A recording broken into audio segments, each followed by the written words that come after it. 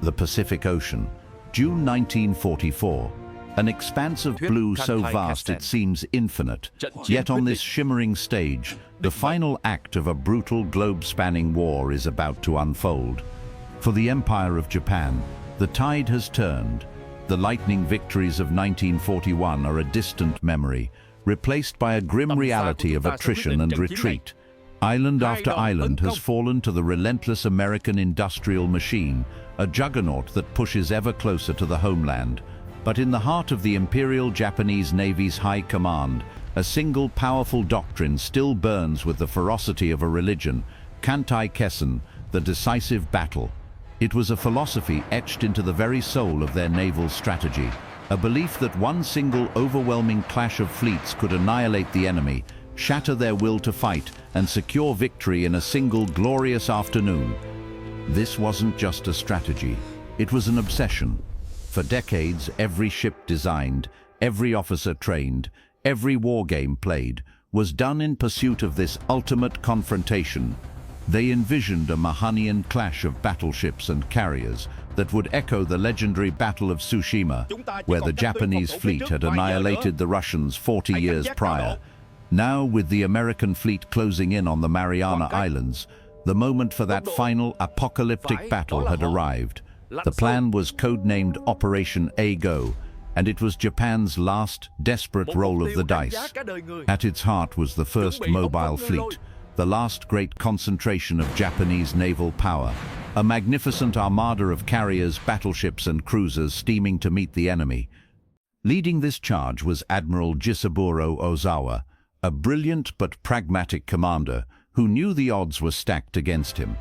His fleet was formidable, but it was a wounded giant. His pilots, once the feared masters of the sky, were now mostly hastily trained rookies, lacking the skill and experience of their fallen predecessors. His fuel supplies were dwindling, and his intelligence on the enemy's position was dangerously thin. Yet at the very center of his formation, Ozawa had an ace, a symbol of technological supremacy, and a beacon of hope for an empire on the brink. She was a brand new 30,000-ton supercarrier, a floating fortress of steel, designed to be nothing less than invincible. Her name was Taihō, the Great Phoenix. As the flagship of this last great fleet, Taihō was more than just a warship. She was the physical embodiment of Kantai Kessen. She represented the culmination of all of Japan's engineering prowess, a weapon forged to withstand the very worst the enemy could throw at her and deliver the decisive blow. On her armored decks, the fate of the entire operation, and perhaps the war itself, rested. The plan was audacious. Use the superior range of their aircraft to strike the American carriers from a distance, refuel in Guam, and then strike again, annihilating the US Navy's core strength before their B-29 bombers could ever threaten Tokyo. It was a complex, elegant plan, but one that left no room for error. Everything had to go perfectly. But war is never perfect. It is a realm of chaos, chance, and unforeseen consequence. As the Great Phoenix sailed toward her destiny in the Philippine Sea, a silent, unseen predator was already stalking her from the depths. The grand cinematic clash of fleets that the Japanese High Command had dreamed of for generations was about to be upstaged by a far more intimate and insidious form of warfare. How could a vessel designed to absorb an apocalypse of bombs from the sky be so utterly unprepared for a single unseen threat from below? To understand the Great Phoenix, one must first understand the fire that gave it birth. The year is 1942. At the Battle of Midway, the Imperial Japanese Navy, then the undisputed master of the Pacific, suffered a blow so catastrophic it would permanently alter the course of the war. In the space of a few terrifying hours, 4 of its finest fleet carriers, Akagi, Kaga, Soryu, and Hiryu, were transformed into blazing funeral pyres. These were not just ships, they were the very heart of the Kido Butai, the elite strike force that had brought America to its knees at Pearl Harbor. Their loss was more than a tactical defeat, it was a psychological gut punch that exposed a fatal weakness in Japan's entire approach to naval warfare. Before Midway, Japanese carrier design was a breathtaking expression of offensive power. Their ships were built for speed, range, and carrying the maximum number of aircraft. They were the elegant greyhounds of the sea, capable of projecting force further and faster than any of their rivals. But this focus on attack came at a terrible price. They were shockingly vulnerable. Their hangar decks were cavernous, open spaces, and their flight decks were little more than wooden planks laid over an unarmored superstructure. They were, in effect, egg-shelled, armed with hammers. A single well-placed American bomb could pierce the deck, detonate amongst the armed and fueled aircraft below, and set off a chain reaction of unstoppable fires and secondary explosions. Midway proved this theory with horrifying finality. From the ashes of that disaster, a new imperative arose. The admirals in Tokyo, once so confident in their designs, were forced to confront a terrifying new reality. Their carriers could not survive a determined air attack. The next generation of warships could not simply be fast. They had to be tough. They needed to be anvils, not just hammers, capable of absorbing tremendous punishment and continuing the fight. This radical shift in philosophy gave birth to the Taihō. Construction had begun in July 1941 at the Kawasaki shipyards in Kobe, but the lessons of the war now shaped her final form. She would be a revolutionary leap forward, a complete departure from her fragile predecessors. Her most defining feature, and the one that filled the Navy with so much confidence, was her armored flight deck. Unlike any Japanese carrier before her, Taihō's deck was an integrated part of the ship's structure, a colossal slab of 75mm armor plate laid over 20mm of steel. This unprecedented shield was designed to shrug off a direct hit from a 500-kilogram or 1,000-pound bomb, the very weapon that had doomed the carriers at Midway. For the first time, a Japanese carrier's flight deck was not a vulnerability, but its primary layer of defense. This innovation was complemented by another first. Her hangar decks were fully enclosed within the armored hull, protecting the volatile heart of the ship from shrapnel and blast waves. The advanced design didn't stop there. Her island superstructure was blended seamlessly into the hull, and her funnel was angled down and away to keep smoke and heat from interfering with flight operations, features that would become standard on carriers for decades to come. Powered by turbines generating over 160,000 horsepower, she could slice through the waves at a blistering 33 knots, fast enough to outrun any threat and position her air group for a perfect strike. She was a masterpiece of late-war naval engineering, a testament to Japan's ability to innovate under the most extreme pressure. When she was commissioned in March 1944 and designated Admiral Ozawa's flagship, she was seen as the ultimate answer to American air power. She was the ship that could not be sunk. But building a fortress to repel an enemy from the outside creates its own unique set of problems. In sealing the ship so thoroughly against attack, had her designers inadvertently created a new, even more insidious danger, one that was already locked inside with the crew. For all her external strength, the Taihō was a ship of profound paradoxes. She was a fortress built to keep death out, yet she carried a fatal vulnerability locked deep within her own hull. This was not a flaw you could see on a blueprint, nor was it the result of a single engineering error. It was a complex and tragic combination of strategic desperation, industrial decay, and the untested nature of her own advanced systems. A ticking time bomb was installed in the Great Phoenix before she ever set sail, and its timer was set by the declining fortunes of the Japanese Empire itself. The heart of the problem, ironically, was the ship's own lifeblood, her fuel. By 1944, the silent, deadly campaign of the US Navy's submarine force had effectively severed Japan's logistical arteries. The rich oil fields of the Dutch East Indies, once the grand prize of Japan's conquests, were now largely cut off. The precious, high-quality crude oil needed for aviation gasoline was reduced to a trickle. What did reach Japan was often unrefined or tonnan crude, a low-grade fuel notoriously rich in volatile, unstable components. When stored, this gasoline had a terrifying habit of sweating highly explosive vapor. It was less a stable liquid and more a contained explosion waiting to happen. The ship's designers were well aware of this danger, a common problem across the late war fleet. So they did what brilliant engineers do. They designed a solution. But was the cure they devised far deadlier than the disease? Their solution was a sophisticated, ship-wide mechanical ventilation system. It was a marvel of ductwork and fans, designed to constantly draw air from the fuel bunkers and other sensitive compartments and vent the dangerous fumes safely out to sea. In theory, it was a perfectly logical and proactive safety measure. In practice, it was a catastrophic miscalculation. Unlike American carriers, which used multiple, smaller, independent ventilation systems, the Taihō's was centralized. A single, vast network of ducts connected nearly every major space below decks, like arteries connecting to a single heart. This created an unthinkable single point of failure. If any part of this network was breached, the system designed to expel the poison would instead become its delivery service, pumping an invisible, highly flammable gas to every corner of the ship. How could a system designed for safety become the very instrument of the ship's destruction? This technological Achilles heel was compounded by an equally dangerous human factor. The crew that sailed the Taihō into battle was not the elite, battle-hardened force that had shattered the US Pacific Fleet in 1941. Most of those veterans now lay in watery graves from Midway to the Solomon Islands. Taihō's crew of nearly 1,700 men were largely green recruits, well-drilled and fiercely loyal, but lacking the priceless intuition that only comes from experience. They were handed the most advanced warship in the fleet, a vessel whose complex systems were still largely untested in the chaos of combat. Worse, they had been told their ship was invincible, a message that bred a subtle but pervasive overconfidence.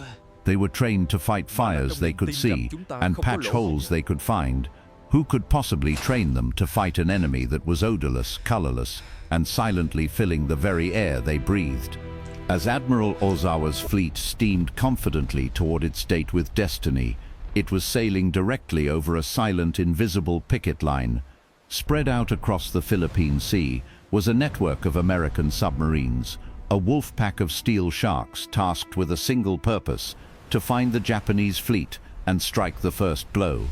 Deep beneath the waves, in the cramped, diesel-scented confines of the USS Albacore, Commander James Blanchard and his crew were on patrol. Life on a submarine was a strange mix of crushing boredom and heart-stopping terror. Long days of silent running punctuated by moments of extreme, life-or-death action. On the morning of June 19, 1944, their moment arrived. At approximately 7:40 a.m., a contact. The sonar man reported the faint, rhythmic pulse of distant propellers, many of them. Blanchard ordered the submarine to periscope depth. As the slender tube broke the surface, the view that filled its lens was the kind a submariner dreams of his entire career. It wasn't just a ship, it was the entire first mobile fleet. And there, at its very center, was a target of unimaginable value, a massive modern carrier, larger than any they had seen before, with a clean, sleek profile that marked it as brand new. It was the Taihō, sailing with the arrogant confidence of a queen, surrounded by her court of destroyers. Blanchard knew instantly that sinking this single ship could cripple the entire Japanese operation before it even began. The crew of the Albacore sprang into action, a flurry of disciplined activity in the claustrophobic space. They had the target of a lifetime in their sights, but just as they prepared to feed the targeting data into their state-of-the-art torpedo data computer, the mechanical brain that calculated the perfect firing solution, disaster struck. The TDC failed. The complex system of gears and gyros that could predict the target's future position with uncanny accuracy was dead.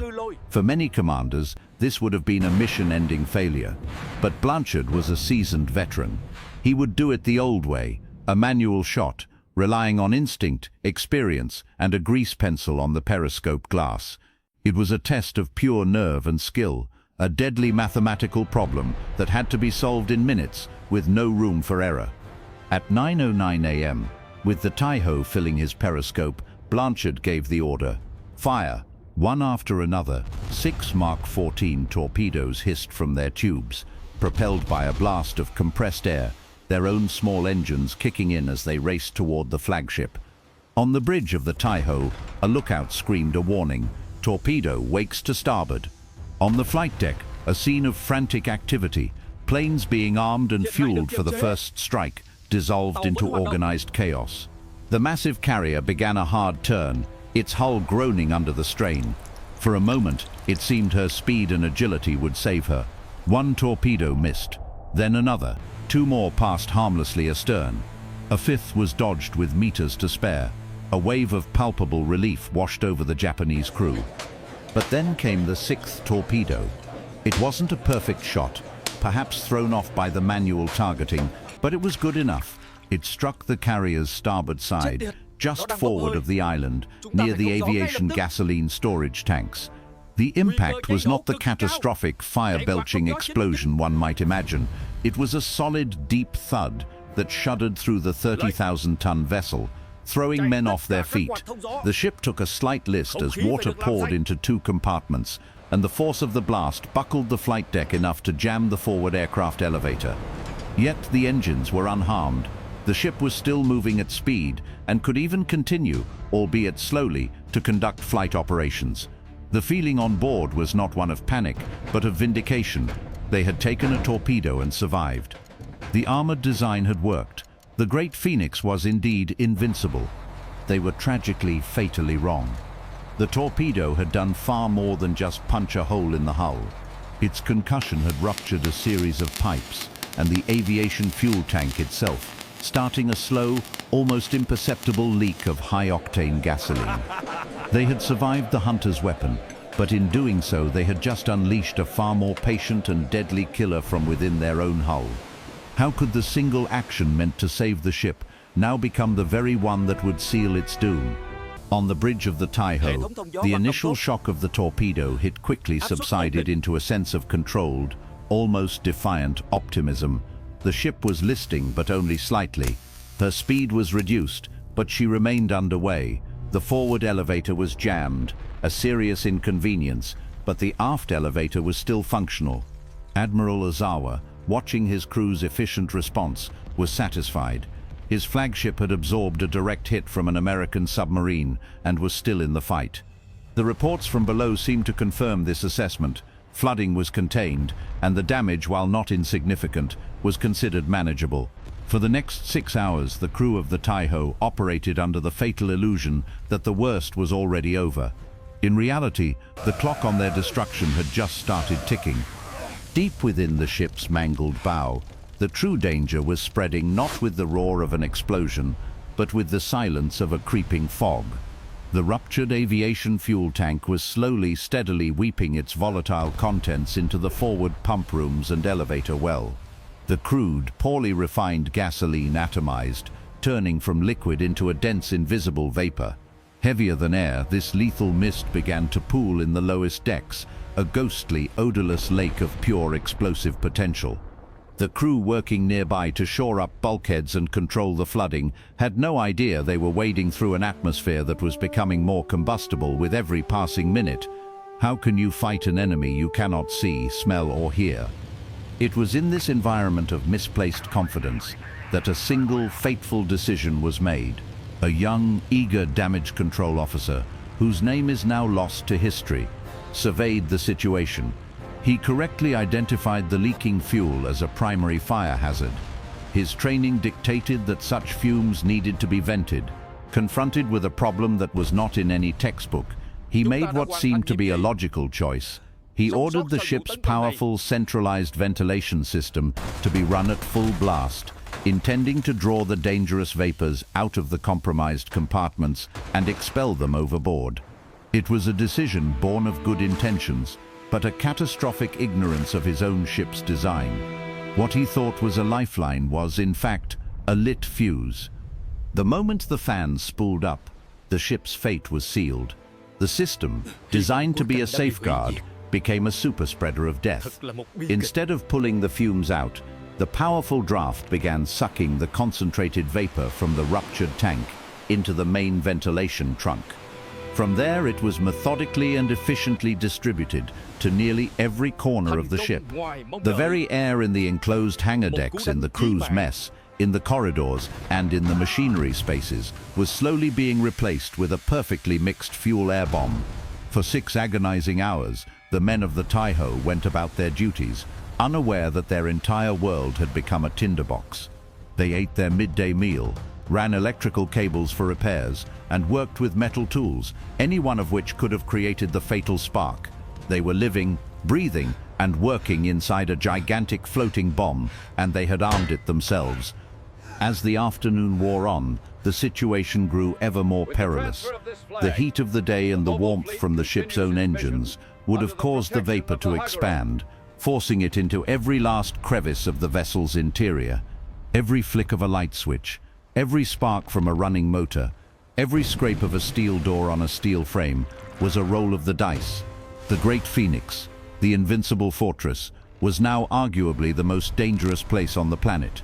With thousands of sailors performing thousands of tasks, the source of ignition was no longer a matter of if, but simply what and when. The end came without warning. At 2:32 p.m., nearly 6.5 hours after the torpedo strike, the invisible enemy that had saturated the Taihō finally found its spark. The precise trigger will never be known.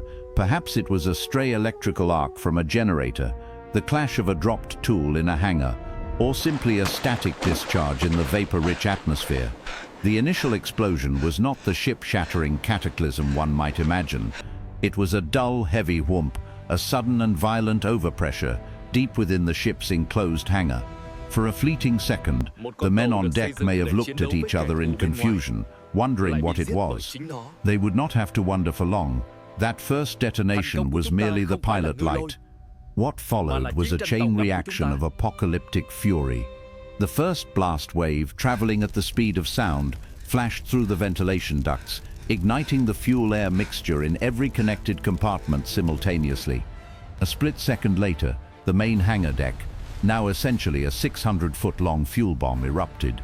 The force of the detonation was so immense that it had nowhere to go but up. The mighty armored flight deck, the 75mm shield that was the ship's entire reason for being, became the cap on a bottle of gasoline. It was blown clean off its supports, buckling and ripping upwards with a scream of tortured metal.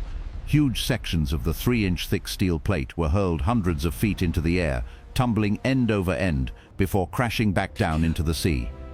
The Taihō was being torn apart not by an external enemy, but by its own internal combustion. The fortress had become a volcano. A towering column of black and orange fire erupted from the ship's midsection, followed by a shower of debris and human bodies. The blast wave killed hundreds of men in an instant. Below decks it was even worse. Secondary explosions began to tear through the ship's bowels as the inferno reached the ready-use ammunition and armed aircraft. Torpedo warheads and 500-pound bombs cooked off, each detonation ripping another massive hole in the ship's structure, collapsing bulkheads and turning compartments into charnel houses. The ship that was designed to withstand a dozen bomb hits from above was now being gutted by dozens of bomb-sized explosions from within. On the bridge, Admiral Ozawa and his staff were thrown to the deck as their world disintegrated around them. He watched in stunned horror as his flagship, his invincible symbol of hope, was consumed by a fire that could never be fought. The integrity of the ship was gone. Fires raged out of control, fed by the very air that was being sucked into the gaping wounds in her hull. The ship began to list heavily to port, the angle increasing with terrifying speed as compartment after compartment flooded. The order to abandon ship was almost a formality. The vessel was already in its death throes. Ozawa's staff had to physically drag him away, pleading with him to transfer his flag and command of the fleet to the cruiser Haguro. Leaving his dying ship and its doomed crew was the hardest order he would ever obey. As his barge pulled away, he got a final horrifying view of his flagship's agony. The Great Phoenix was a ruin, wreathed in smoke and fire, her proud silhouette broken and sagging. At 4:28 p.m., less than 2 hours after the first spark, the final convulsive explosion occurred. A massive blast deep in the hull signaled the end. The Taihō's back broke.